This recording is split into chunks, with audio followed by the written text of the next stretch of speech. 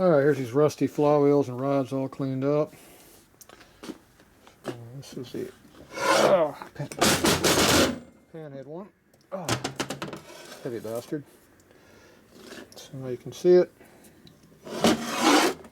60 casting, but it does not have the 55 casting numbers down here. So this is going to be later 60s, not early 60s. Even though I put a 56 on here, which is the actual mold they use, but the early ones had the 56 numbers down in here. So this one having a 60 over here makes it at least 3-4 years past 60.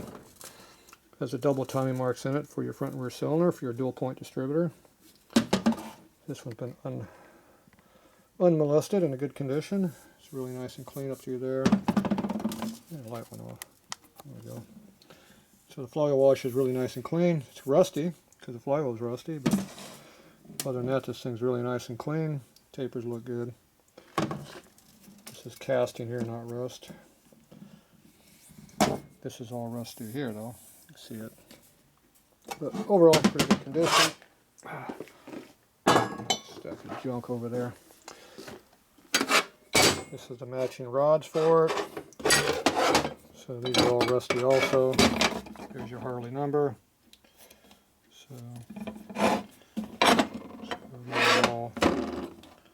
These are what they look like. These are XA 705s, 706s. So early rods are machined all the way across the top, and they're tapered. Late rods are like these S&S, they're solid like this, they're not machined. So that's how you tell a late rod from early rod. Late being 70s, probably 74 and later, versus earlier ones. These ones are kind of chewed up a little bit, no big deal. So it's a set of rods to go. The flywheel. Only got one flywheel though. Oh well. Okay, this is the S&S crank. After it's all cleaned up.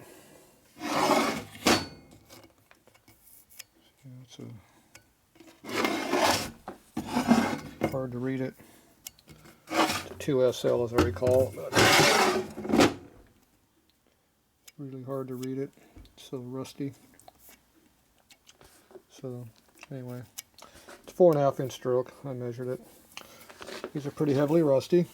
Doesn't really matter. What matters is the flywheel washer area is good, thrust area, and the tapers are good, which they are. Everything else is kind of a moot point. Doesn't matter as much. Bearing's not usable, but it's good enough for mock-up. Sprocket shaft cleaned up really nice and good because it was light rust, not heavy rust. Once again, the flywheels are heavy rust. Somebody stamped a number right there also for some reason. So they're nice and clean now, but pretty rusty. But it doesn't, like I said, it doesn't really matter. If you wanted to, you can go some sand just a little bit to make it smoother, but in the real world, it doesn't really matter. Obviously, the crank pin is really rusty.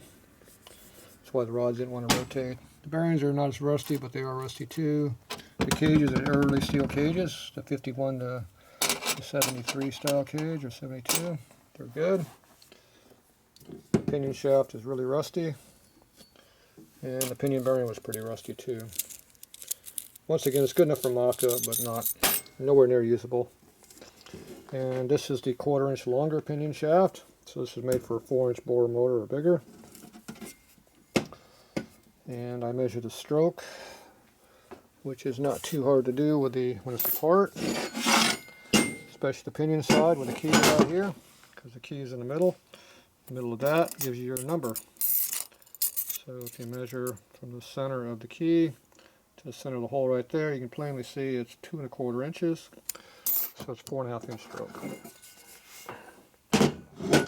And a 4.5 inch stroke with a 4-inch bore motor makes it a 117. I mean, excuse me, 113. Yeah, 117 is later bike. Makes it a 113. You see how there's some wear right here in the rod. Nothing serious, but a little bit. This side's pretty clean. So this came out of a 113 motor. Evo. So no biggie. These are the S&S rods. 7001, 7002. These are the old style rods, the big thick ones. I like these ones better than the new ones they make. The new ones are thinner, lighter, and they put a lot of weight on this rod here to try to make it the same weight as this rod, which is stupid, because when you measure everything, it's all the same thing. This is one weight, this is another weight. They add together, divide by 2, it averages it out. I don't see why it makes a bit of difference in vibration. They seem to think it does. Why making one side real heavy and one not light, I don't understand it. But anyway, that's how they do it. So anyway, I'm just going to go ahead and put this together as a mock-up. These are the best cages, best rollers. It has the longest rollers and the most of them. It has 18. Aluminum cages have 17. Steel cages have 16. So if you like more rollers, you buy the early cages. Yes, these are steel cages, but the late steel cage looks like this, where the bearing's falling out. It's different. These are 51 and later. So they came out in 51. Before that, they had another set that looks similar, but different. So these, you just put these all in here like this. 2 of them stacked together like that. And that makes you bearing set. The short ones go over here. The cages are all the same, so it makes no difference. But those just stack like that. And what a shocker, they actually match what the rods are. See? Amazing how that works. See? Alright, I'm going to go ahead and put that together. I'm going to put a little bit of grease on the crank pin to hold it together. Oh, that's way up here. There we go.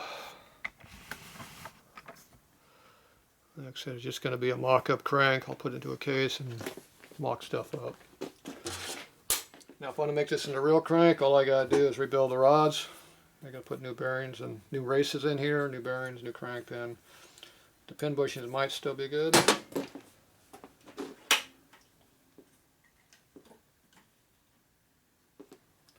Take out your check-in pin, which is the Evo pin. Won't even go in the hole, so that's pretty good. It's pretty tight. How come the Evo pin won't go in the Evo hole? I don't know. There it goes. Does not want to fit though. Yeah, it's definitely tight. Doesn't like that.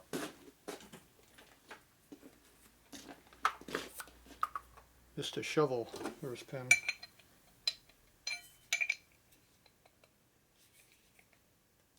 It's 1 thou smaller. Pretty tight. There we go. A little bit tight. So for some reason, we got shovel head pistons on a big motor. Because there is no 4-inch bore shovel head motor.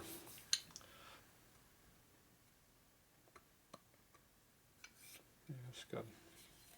Definitely tight. Got some burrs on it too. So my guess is the bushing shrunk a little bit.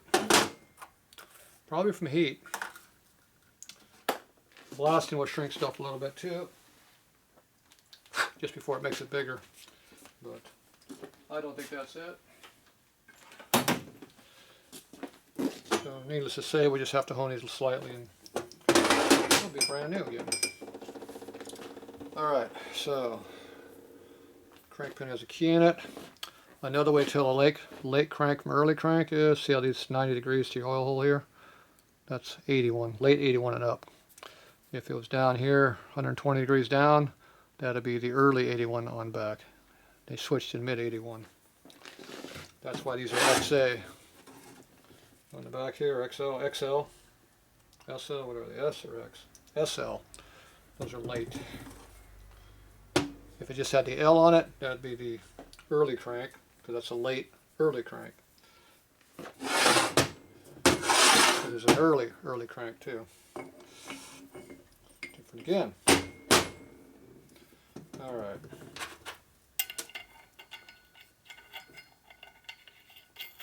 This isn't going together for real, so I'm just going to lightly tighten things up.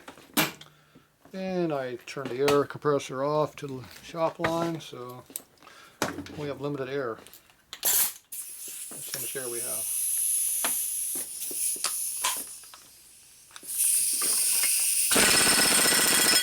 About that much. Ah, damn, that hurts. My thumb is not liking that weight. Okay, we're going to go ahead and grease this because it's going to be, we don't want to have oil dripping off the crank. We want to keep it from rusting, keep it lubed up a little bit. It also makes a little bit better if you have a little bit of something on here, not just dry. Even for mock-up, it hurts. Doesn't hurt that. A little bit of lubricant on your part. Don't need a lot, just a little bit.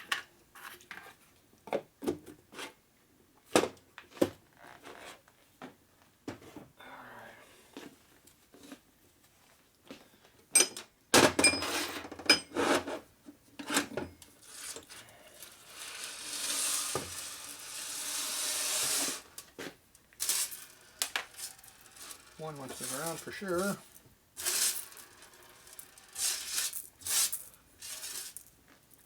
So these are definitely corroded.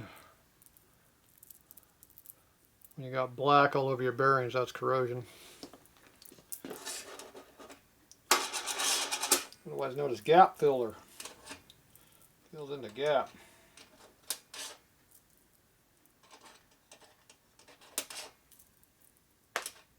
Another bearing on the floor.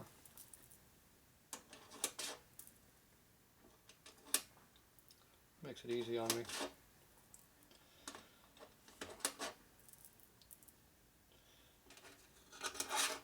Okay. Alright, we're going to poke some bearings here for a few minutes, so we'll be back.